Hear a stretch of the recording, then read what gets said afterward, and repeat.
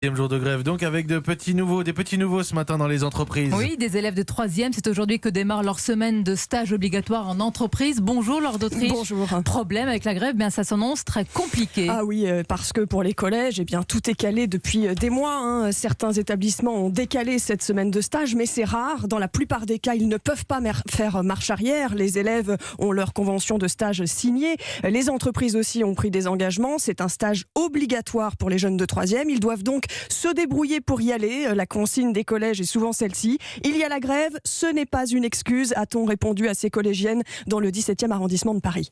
Il y a juste quelqu'un qui a posé une question et on lui a répondu non, c'est pas possible, tu fais ton stage, sinon t'as un avertissement. Donc on est collé si on n'y va pas. Et on a un avertissement de travail si on n'y va pas. Nous en tout cas, notre CPE en chef nous a dit ça. On est obligé d'y aller en fait. Enfin, il n'y a pas de solution. Si on a besoin de faire 4 heures à pied, on les fera.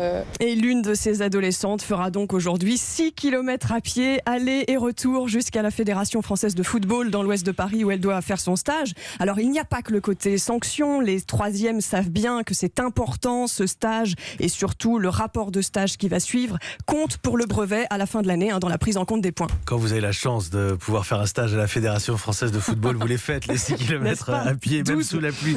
Est-ce qu'il y a eu des consignes données par le ministère de l'Éducation au collège pour que les stages soient maintenus ? Alors, pas directement du ministère de l'Éducation nationale, ce sont aux établissements eux-mêmes de s'organiser.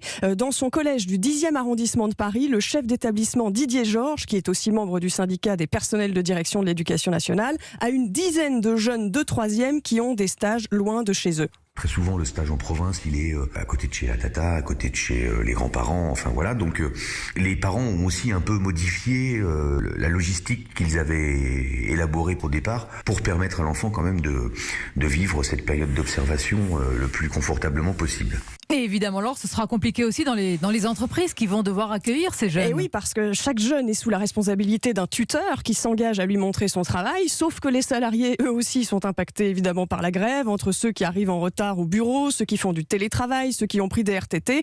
Ce sera une situation intéressante à observer, la vraie vie en quelque sorte, dit Elena, 14 ans. Il faut voir quand même aussi les côtés négatifs, parce que ça peut poser des problèmes aussi au sein de l'entreprise. Voilà, on voit comment ils vont gérer ça.